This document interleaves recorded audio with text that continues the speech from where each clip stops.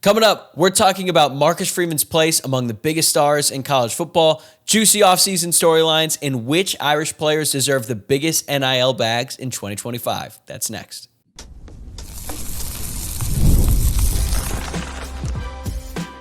You are Locked On Irish, your daily podcast on the Notre Dame Fighting Irish. Part of the Locked On Podcast Network, your team every day. What's going on, and welcome in to another edition of Locked On Irish, your daily Notre Dame podcast. I'm your host, Tyler Wojciak. I graduated from Notre Dame in 2018. Now I'm a producer at Fox Sports and have been covering the Irish for the past 5 years. I appreciate you joining me here on Wednesday, June 11th, and thanks for making this your first watch or listen of the day. Before we get rolling, this is your reminder to please subscribe on YouTube or your favorite podcast app.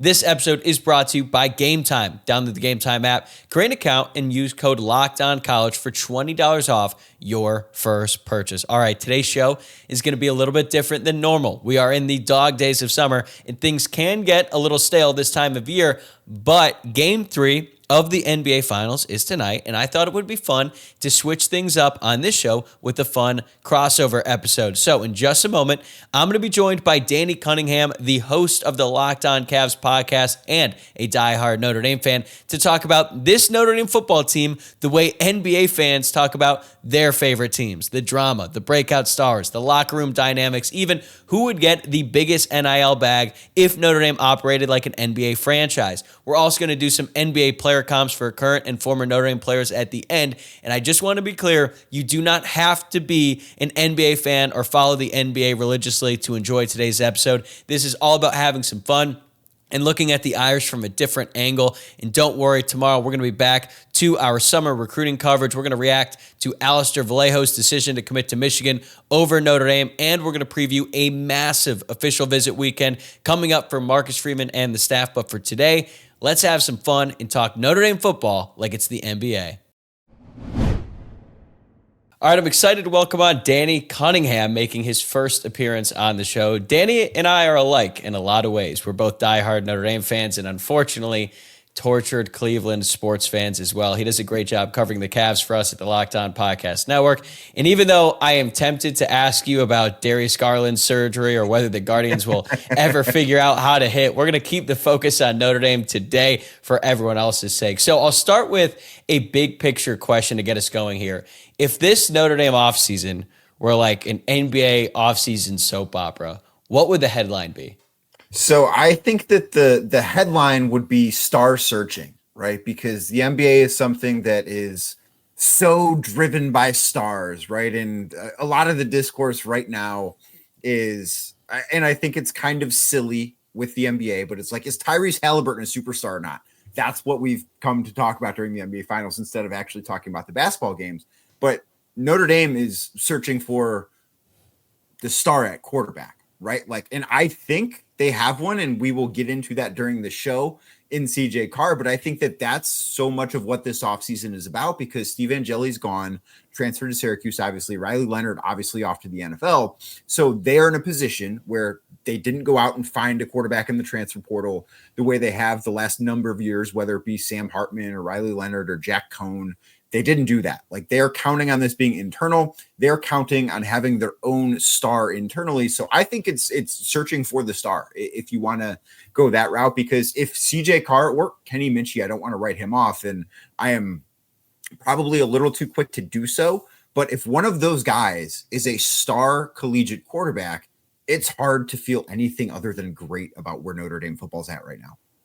I totally agree with you. The quarterback battle has consumed a lot of oxygen on this show and pretty much every other Notre Dame podcast throughout this offseason for good reason. I think it's one of the biggest offseason storylines in college football because Notre Dame went out and got Riley Leonard, who wasn't necessarily like a superstar in college football, but people knew who he was because of what he did at Duke. He had the features on game day and things like that. Before that, they brought in Sam Hartman, who became a much bigger star once he got to Notre Dame, and maybe the best thing that ever could have happened to Sam Hartman was go to Notre Dame, get that profile, and then become a model, because I don't know if the NFL career is going to work out, but he's got a bright career in television ahead of him. But now Notre Dame is trying to build one of their own stars at the quarterback position. But I would also argue, and this is probably not for the broader college football landscape, but the fact that Notre Dame has not had a star wide receiver in so long is a really interesting storyline for me. They bring in Malachi Fields, who has a lot of potential and a lot of high expectations coming over from Virginia. But then Jane Greathouse had those 2 games to close out last season. And some of the biggest stars to come through Notre Dame in the past couple of decades, like Golden Tate, Michael Floyd, and Jeff Samardzija, they all played wide receiver. Notre Dame has not had a star wide receiver, a really good wide receiver other than Chase Claypool in a really long time. And I think that is a huge storyline for Notre Dame this offseason. I think you're right. And the wide receiver thing is something that drives me nuts because I live in Cleveland, as you know, and 2 hours down the road from me is Ohio State, which is a wide receiver factory. And Ohio State is the one school that I cannot stand. Like, watching them beat Notre Dame in the national championship game was absolute pure torture for me. And nobody on my personal, like on Locked On Cavs, wants to hear that because almost all of them are Ohio State fans. Yeah. But seeing the way that they have developed wide receivers just drives me nuts that Notre Dame can't be like a fifth of that, right? Because, and so I am in, to peel back the curtain a little bit here, I'm in a Notre Dame group chat with a bunch of friends who are also diehard Notre Dame fans. And during the recruiting calendar at various times, we will pick out like our guys that we really want Notre Dame to land, that like we think are going to be really good. And so often I find myself picking out wide receivers like Amon-Ra St. Brown. That was my guy. Like, I so badly wanted him to be in South Bend because I thought this guy's just going to be awesome. And he wasn't great at USC, and now he's awesome in the NFL. CJ Williams, who they had committed for a while and then ultimately flipped to USC and then transferred to Wisconsin, hasn't really panned out as a college football player, but like that was one of my guys. I'm like, this guy's just going to be really good. And Cam Williams was another one, and he has not panned out yet, but I'm just like holding on to Cam Williams stocks. Like, please just be an awesome wide receiver, because it feels like it has been so long. And growing up, when we sort of grew up where it was Jeff Samardzija, Rayma McKnight was awesome. Like, they had these Golden Tate, Michael Floyd, as you get a little bit later on, they had these awesome wide receivers. And I just so badly want that to come back to what it was. It feels I know you mentioned Chase Claypool and he was awesome, but it feels like since Will Fuller, there hasn't been somebody I'm just like, that guy is a stud wide receiver.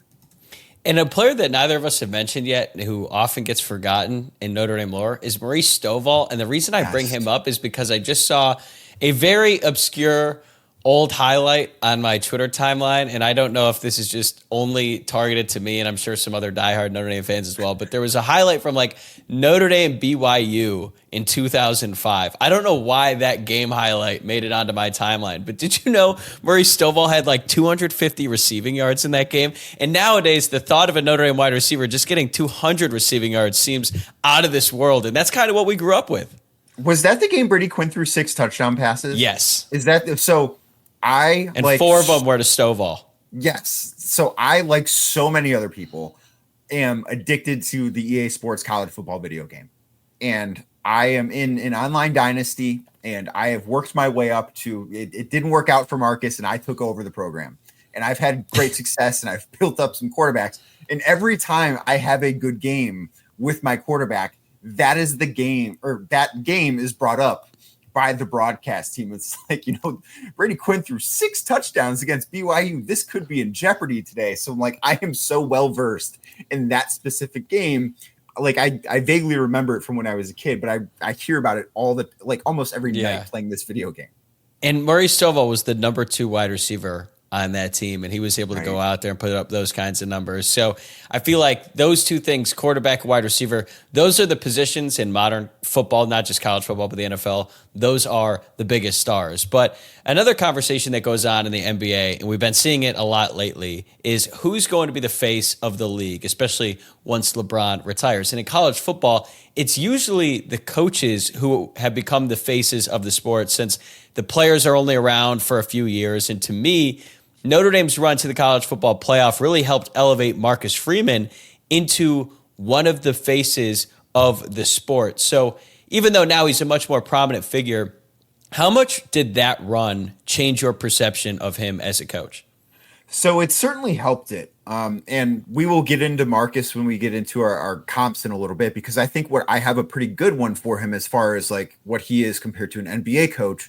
But I was, particularly after what happened week 2 against Northern Illinois, I so badly wanted to be hopeful. I have from day one, from the day Marcus Freeman got on campus as defensive coordinator, I wanted him to be the guy that was the face of Notre Dame's program. Just like, this guy is going to be so good. I didn't know what was going to happen with Brian Kelly. I never would have imagined him leaving for LSU, but I wanted him to be the head coach because I thought there's no way that wherever this guy takes over a program, because you knew he was not going to be a coordinator for very long, whatever program he's going to take over is going to be immensely successful. And I wanted that to be Notre Dame. And then you go through the start of his tenure, right? You have the loss to Marshall. You lose to that horrific Stanford team. You have the NIU loss this past year. You lose on the road to Clemson in a game that you really shouldn't lose. And it just feels as if, okay, is this guy ever going to kind of be able to figure it out, right? And then seeing him transform into, I think, and there were always going to be those growing pains, but watching him transform as a coach from the guy he was at the end of last season, and this is going back to the Sun Bowl win that they have over an Oregon State team that didn't really actually have anybody playing, but going from who he was in January of that year to who he was in January of this year, it felt like he grew so much as a coach. And I went from somebody that I was just so optimistic and hopeful because I really wanted it to work out to now I think he's awesome. And I think he's going to be one of the 5 best coaches in college football for the next 10 to 15 years. And I think that's an awesome place to be. Danny is going to be right back here with us in a second to break down who we believe should be the top 5 highest paid players on the Notre Dame roster. Plus, we still have our NBA player comps. But speaking of the NBA, this episode is brought to you by Game Time, and there is nothing like the NBA playoffs. The intensity, the buzzer beaters, the fans losing their minds, it is the kind of atmosphere that you must experience live. And this year's matchups have been delivering. If you want in, Game Time makes it fast and easy to get seats, even for NBA Finals games. Prices on the app actually go down closer to tip-off, and with killer last-minute deals, panoramic seat views, and no surprise fees, Game Time is a total game changer. I love that I can see my exact view before I buy. No surprises, plus the NFL schedule release just dropped, and you better believe I'm already looking at my fall calendar and picking which games I want to hit. Game Time makes scoring NFL tickets just as easy, and with the Game Time guarantee, your tickets are 100% authentic. They will arrive on time, and you will always get the best price with fees included, so what you see is what you pay. Take the guesswork out of buying tickets with Game Time. Download the Game Time app, create an account, and use code LOCKEDONCollege for $20 off your first purchase. Terms apply. Again, create an account and redeem code LOCKEDONCollege for $20 off. Download the Game Time app today. Last minute tickets, lowest price guaranteed. The real turning point for me was the Georgia game, because I was so frustrated with everything after the loss to Northern Illinois, same as everyone. But that was the first time where I openly questioned if Marcus Freeman was going to be the guy to win at Notre Dame or not. Like, I was always pretty confident, even after that loss, that Marcus Freeman was eventually going to figure it out and he was going to become a great football coach. I just wasn't certain that it was going to happen at Notre Dame anymore, because once you have that loss to Northern Illinois right after such a huge win for the program on the road against Texas A&M, it's like these peaks and valleys don't really make sense. But then, they figured it out slowly. It wasn't immediate, even though they went out and they pummeled Purdue the week after that. They didn't look great against Miami, Ohio. Even the Louisville game was super weird, even though that was a ranked win. But then they really started to figure out after that bye week, and then they just started blowing teams out. But Notre Dame was a more talented team in every single game, so it was just good on him for getting his guys ready to play. But then they go up against Georgia. They're playing a team who, even though they're not the Georgia team of 2021 or 2022, still loaded with talent,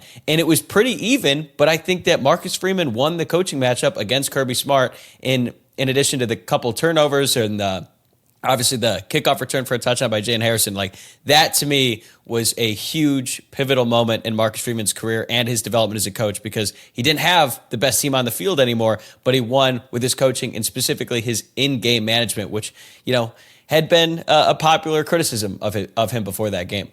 Well, and I think how they won that game matters too. And it's not just all the in-game coaching stuff, but I think that game was a result of all of the work that he had put into this program since he had gotten to South Bend. Because if you look at how they beat Georgia, you can probably say that their defense was faster than Georgia's defense, but they won that game because they were the more physical team. And when Notre Dame, I guess, left Athens a few years back, losing that game in the fashion that they did because they didn't get a pass interference call in the final minutes, fast forward however many years, it would have been hard for me to believe, Notre Dame's actually more physical than Georgia now, or Notre Dame's more physical than Alabama. And I know they didn't play Alabama this past year, obviously, but like those types of programs, it just would have been hard for me to believe that. But you go through that postseason run, and it wasn't just Georgia, and Indiana was what it was, but to be more physical than Penn State too, when it felt like everything had been building up for Penn State to finally break through, and they couldn't. So it was, for me, yes, the win mattered, and that was the Georgia win was at that point my favorite night ever as a Notre Dame fan, only to be surpassed like 5 days later by the Penn State win. But the way that they won is something that said to me, okay, this is really sustainable, because while they've got great players, like I went into that game thinking Jeremiah Love is the best player on the field and Xavier Watts is the best defensive player on the field, but they didn't win those games because those guys were just awesome and far and away the best players or the best performers. They won those games because they were the best teams. And to me, that's what's sustainable and that's what's exciting. Yeah, Love barely did anything against Georgia because he got hurt. He re-aggravated that knee injury in that game. But to knock off Kirby Smart, who I believe is the best coach in college football, one of the faces of the sport, I think you look at Kirby, you look at Dabo, and even though Clemson has taken a little bit of a dip, I think they're primed to have a big year. He's still a two-time national champion. Ryan Day, he's not the most likable guy in college football. Like, I think Marcus Freeman is at the top. That's why he's one of the many people on the cover of the new EA Sports college football game. So I think it's really cool what's happened to him. But also, I want to talk about this current roster and all the different guys who, like you said, we're waiting on a star to step up. They have a star in Jeremiah Love. But who would you say is the face of this team in this roster heading into 2025?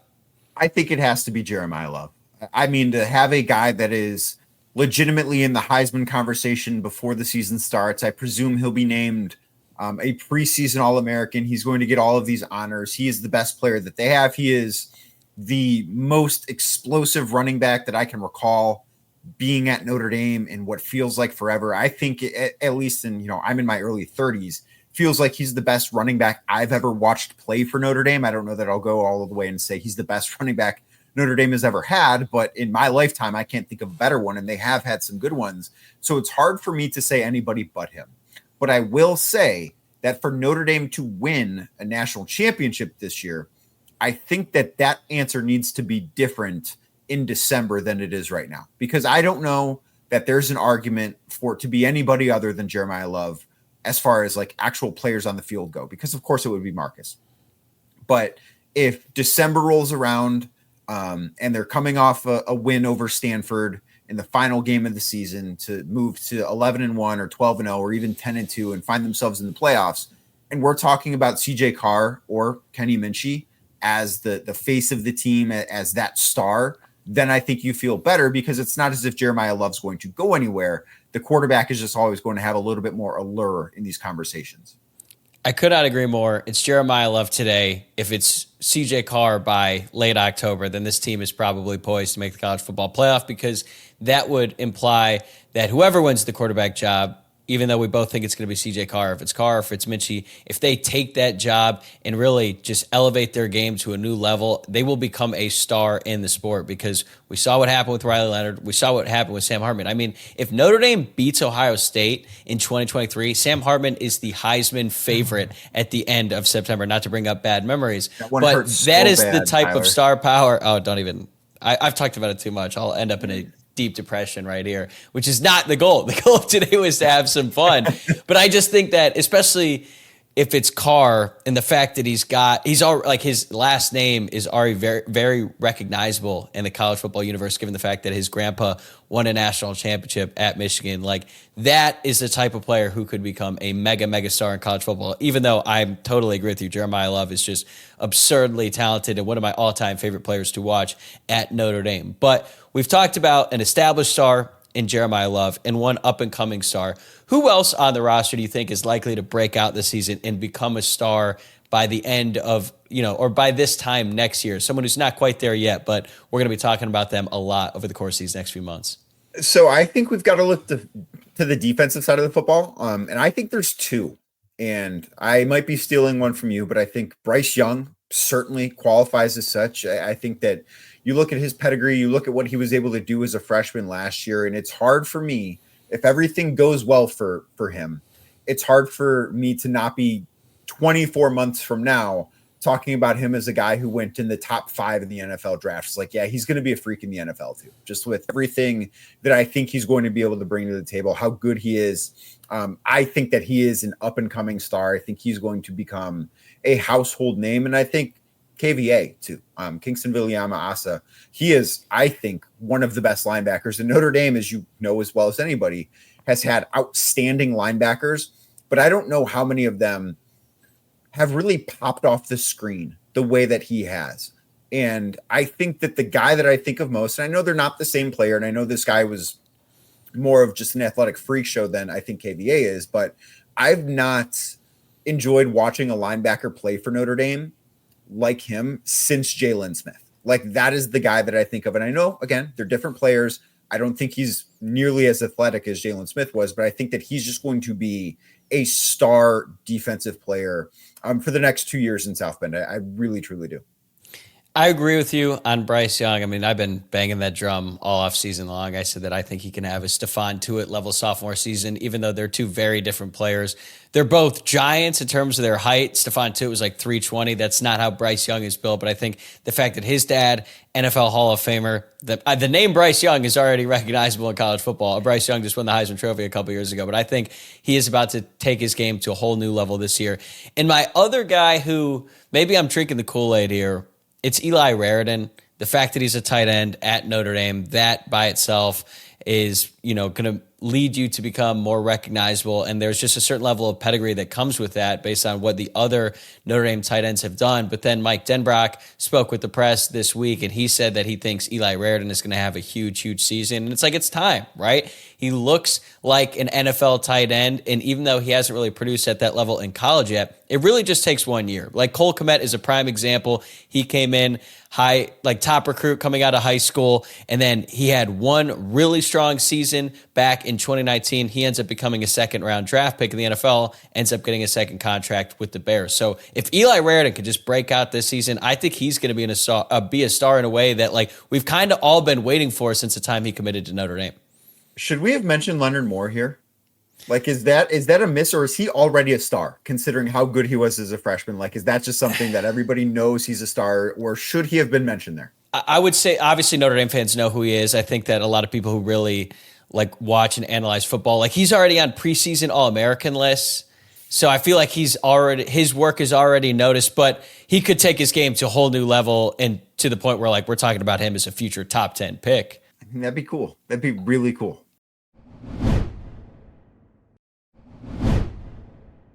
All right, let's build a starting 5 based on NIL value. Not necessarily who we think are the top 5 best players on the team. Think if Notre Dame could hand out a max contract and then the top 4 other players in terms of how much NIL money they would make. Give me your top 5 players based on talent, production, and positional value. So Jeremiah Love has to be number 1 in this conversation. Best player. We've covered a lot of that.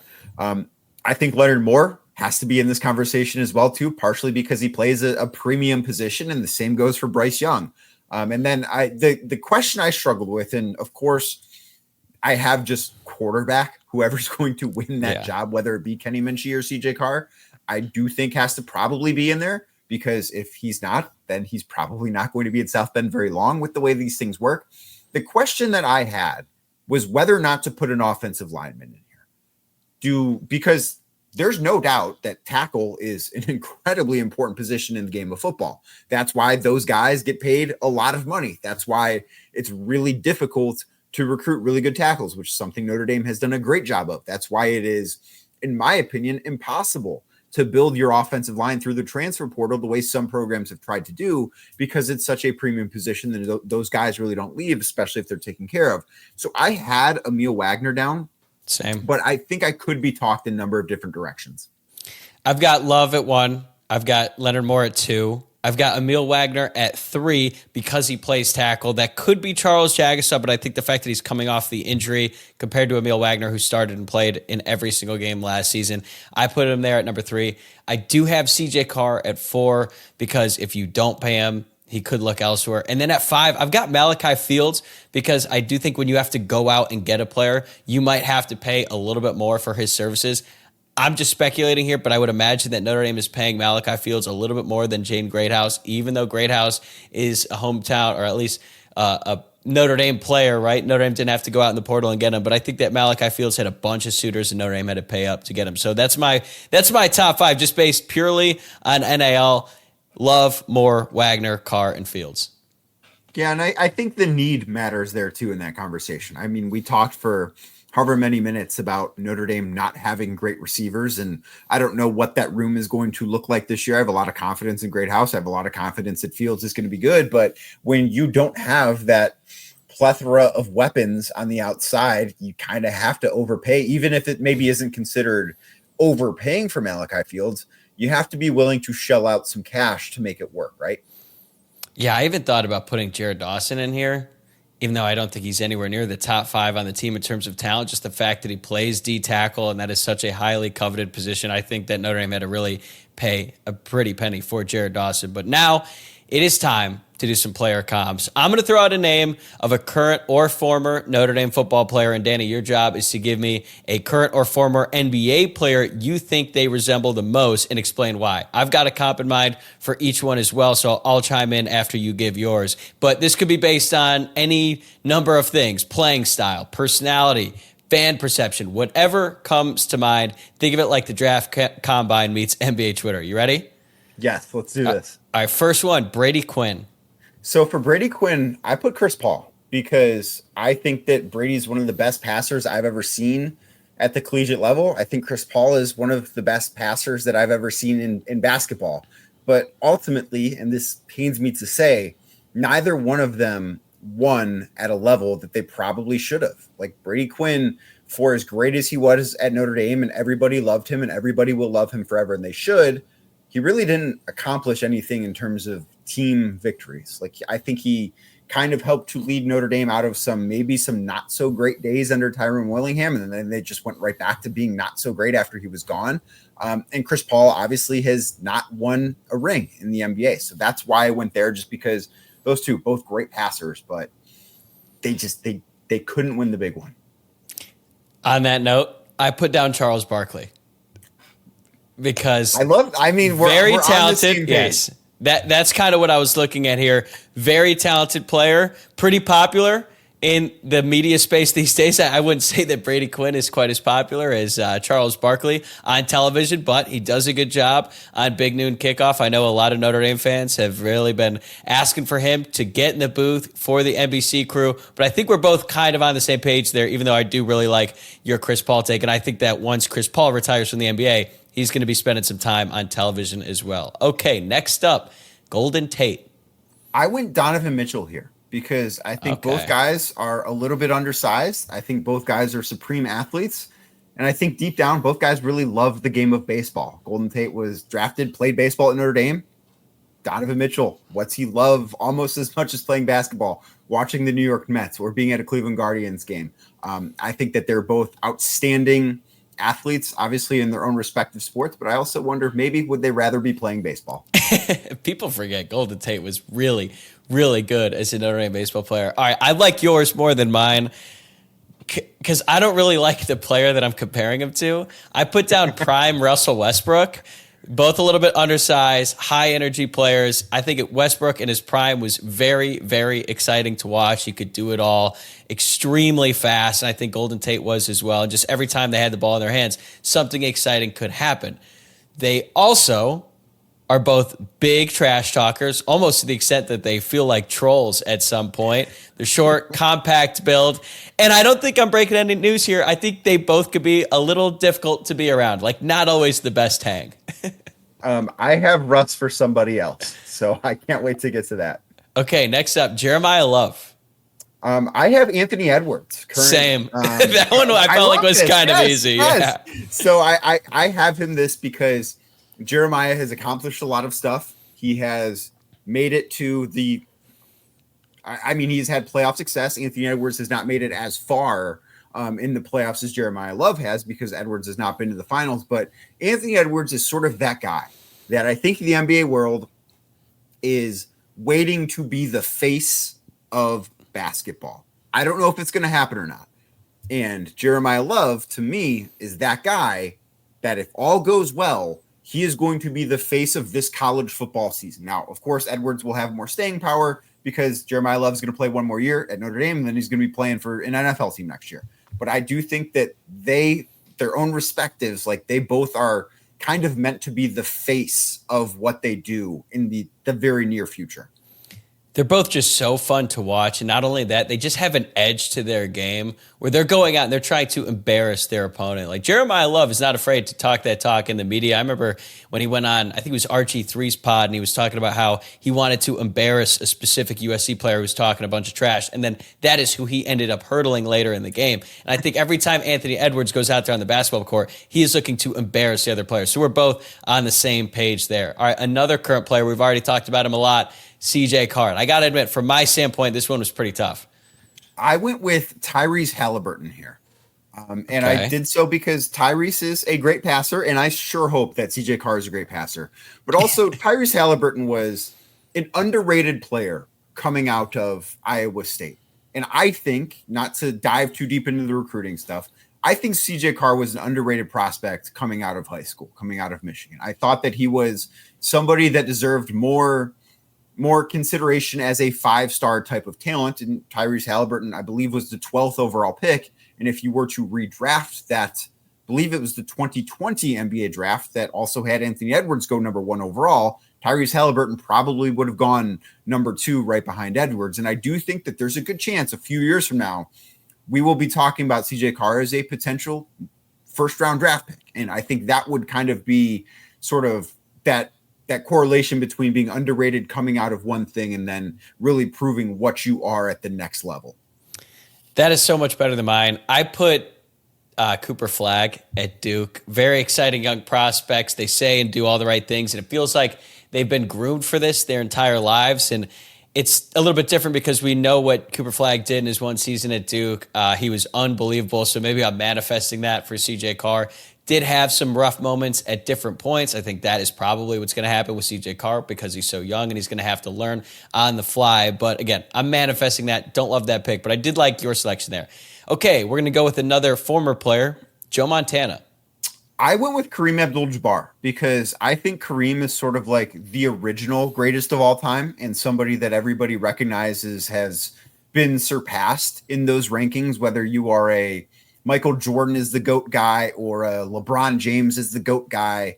I think we all kind of agree that Kareem was like the first one that's like, that is the greatest basketball player ever.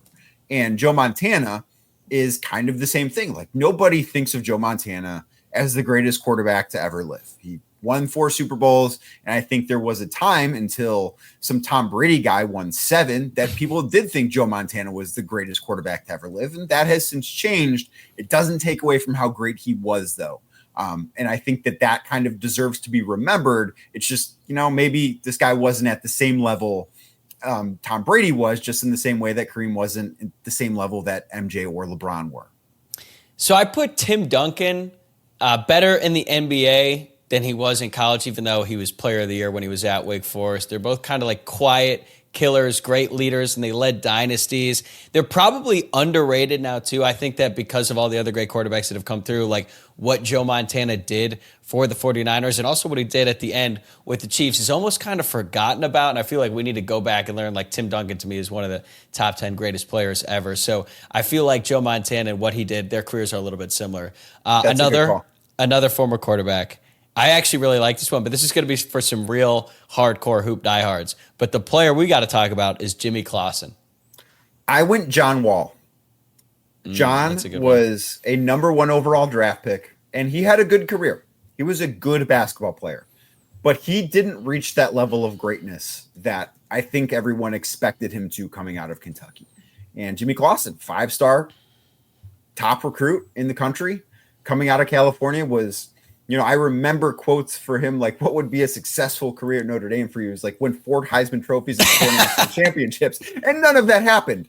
He was still really good, but he was not the player that he was supposed to be. John Wall in the NBA was really good, but he didn't accomplish the things that you would hope a number 1 overall draft pick does. So I looked at it as, when I was trying to do this, I was like, okay, well, I can't compare him to Anthony Bennett, who was the worst number 1 overall pick ever. But who was like a just middle of the pack number 1 overall pick? That's kind of what I landed on. I like that a lot. And I saw John Wall play a game when he was at Kentucky. I think I was in like 8th grade, got to go see him live, and it was unbelievable. Like, he was so good. That whole Kentucky team with DeMarcus Cousins, Eric Bledsoe, they were phenomenal. So I said at the beginning of this, before you came on, Danny, that if you're not an NBA fan, this episode is still for you. Until now, because I'm about to fire a name that maybe not all casual basketball fans are going to remember. I put Sebastian Telfair, a player, so a high school legend. I mean, he had a documentary. He had national hype in a way that we weren't used to seeing for high school basketball prospects. He had a shoe deal before the draft. He carried himself like a star long before he made his NBA debut, and then he was just pretty good. And I think Jimmy Clawson came in with that level of hype coming out of high school. It's kind of funny now to think back on like his limousine, his spiked hair. He's showing off the rings at the College Football Hall of Fame when he was still in South Bend. And at the time, that was like egregious, right? Nowadays, with what some of these high school kids do in their recruiting videos, that is like nothing. But when you think about Jimmy Clawson and the star status that he had at high school, the only thing that I could really compare that to is LeBron. And they're certainly not comparable in that respect. But Sebastian Telfair, I feel like they're actually pretty similar. That is a great comp. I love that one so much more than John Wall. Like, that is absolutely awesome. And one of my favorite things with Sebastian Telfair that'll pop up from time to time is there's a picture of LeBron, because Sebastian Telfair and LeBron are very close in age. LeBron entered the league in 03-04, Sebastian Telfair 04-05. And there's a photo of LeBron. I think it's at the Adidas camp. And Sebastian Telfair is guarding him. And people will comment on it. It's like, man, that poor guy trying to defend LeBron. Like, that is Sebastian Telfair, man. Yeah. Like, that guy was supposed to be the next big thing. Yeah, that's a great call. I think I have seen that picture that you're referring to, but we've been going kind of long. I'm going to go through these quickly here. Next up, Xavier Watts. Xavier Watts, I have Lou Dort, because I think he's the best perimeter defender currently. And I think Xavier Watts is the best perimeter defender, maybe second best behind Kyle Hamilton, although I think Kyle's career has been much better in the NFL than it was at Notre Dame because of various things. But I just think that he is the guy that's not maybe going to turn a lot of heads when you look at him, but then you watch him play, you're like, that's a dude, man. I put Drew Holiday, unbelievable defender, especially on the perimeter, and I feel like he's a ball hawk. I mean, he had some very critical plays in 2 NBA finals where he's coming up on defense both times, and I feel like everyone in the world would love to have Drew Holiday on their team. Maybe not at this age for this much money, but again, we're not going to get into like second apron stuff here on this podcast, but we're going to keep it moving here with Riley Leonard, and I can't lie, this was really tough for me.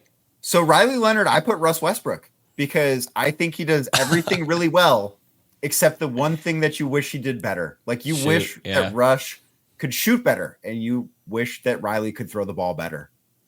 That is such a good take on terms of their playing style, but I think their personality just does not equate to me. Like I said earlier with Golden Tate, like, I don't really like Russell Westbrook as a player. But again, in his prime, he was awesome. And I see your point there where it's like, great athlete. They can do a lot of really good things, but they have a very obvious flaw. I put Tyrese Haliburton, flawed. Sometimes you're like, wait, aren't you supposed to be a lot better than this? But hey, when the team really needs them, they're going to come through. And we've seen that with Tyrese Haliburton in this NBA postseason. I think we saw that as well with Riley Leonard. Okay, Jalen Smith. I put Derrick Rose because I think that Derrick Rose was destined to have a great career, just an absolute freak show of an athlete. And then he has this devastating knee injury. And Jalen Smith was potentially the best athlete that I've seen play for Notre Dame. And he has this absolutely devastating knee injury that totally changes what he was as a professional football player. Like, I think that he would have been somebody that would have been in the conversation for defensive player of the year in the NFL year after year after year. And instead, he has this brutal knee injury against Ohio State in the Fiesta Bowl. That might be like the worst, not the worst injury I've seen in person, but like I was just so sad when I saw him get hurt in that game. And it's just like it totally changed who he was as a pro. And I think he would have been awesome. I don't know that he would have won an MVP the way Derrick Rose did, but I think that his career, just like Rose, was changed so drastically as a result of one play. Certainly one of the most impactful and influential injuries, because ever since then, guys opt out of bowl games all the time. They look at Jalen Smith as an example because he was a surefire top 5 pick in the NFL draft, suffers that injury, suffers some nerve damage as well, ultimately falls to the second round. He had a solid NFL career, and good on him for keeping it going because he just signed with the Raiders, but he's definitely one of those players where it's like, what if? So I picked someone sort of along the same lines, Brandon Roy. Elite player, great athleticism, had the leadership qualities that you would look for, and that's exactly what Jalen Smith had. Was also on track to become one of the best guards of his generation before he had not just one knee injury. It was like chronic knee issues that cut his career short. But I think people forget Brandon Roy at one point was like the guy in the NBA, but injuries ultimately hurt his career. And last but not least, we've got Marcus Freeman. I went with Eric Spoelstra, head coach of the Miami Heat. And I think you have to, not what Eric Spoelstra is right now, but go back 15 years ago to what the situation was in Miami when LeBron first went there. There was a lot of doubt and uncertainty about Spoelstra. Is he too young for this? Is he ready for this? And I think that going from a guy that has never been a head coach before, the way Spo had not been a head coach before, to Marcus Freeman having not been a head coach before he was head coach at Notre Dame, just, are you ready for this? Is this a situation where a first-time head coach can succeed? And of course, Spo won 2 titles with that group in Miami, has been back to the finals a couple of times. Marcus Freeman has not won a title yet, but I've got confidence that it's not going to be very far off. I like that pick. I was thinking about that. I put Ime Udoka because former players who become a coach, and I think the one consistent thing about both of them is that even though they're young, they're considered a player's coach, like the guys love to play for them. They are both very, very intense, and they will get after their players. They kind of come from like an old school coaching mindset that is kind of married with new school philosophy. And I feel like what Ime Udoka has done, obviously he did a great job with the Celtics before, some off the court issues may have gotten in the way. Let's hope nothing like that happens with Marcus Freeman. Let's hope. But then he goes to the Rockets and immediately turns them around as well. And I just see a lot of similarities there. I don't know. Was that a bit of a stretch for you? No, I don't think so. I think if you look at the way, and I think that one of the things about Ime that is so appealing as a coach, and it's why, you heard the New York Knicks potentially having interest in him and the Houston Rockets like, absolutely not, is the way that he gets his team to play hard. If you watch that Rockets team, they finished second in the West this year. I never looked at them as the second most talented team in the Western Conference, but they brought it every night. Despite the fact that I don't think they're all that talented offensively, they get after you defensively. And I think that, Notre Dame has, under Marcus Freeman, had some shortcomings offensively, but they have gotten after you defensively for the most part in his tenure too. I totally agree. And honestly, this has been awesome, Danny. Really appreciate you taking the time. This is a blast. And if you are a Notre Dame fan who also follows the NBA, be sure to check out Locked On Cavs on YouTube or wherever you get your podcasts, and also subscribe to Danny's Substack for even more great coverage. We're going to have to do this again sometime soon, man. This has been a lot of fun. Whenever you want me, you've got me. There's nothing I would rather do than talk Notre Dame football on a podcast. All right, that's a wrap for this episode. Thanks again for making Locked On Irish your first watch or listen of the day. I'm going to be right back here tomorrow morning to preview a huge weekend of official visits that could be a major turning point in Notre Dame's class of 2026. I know today was a little bit different, but if you enjoyed the show, make sure that you are subscribed. Plus, leave a 5-star rating and review and share it with fellow Notre Dame fans who need some off-season entertainment. Until then, take care, and I'll see you tomorrow.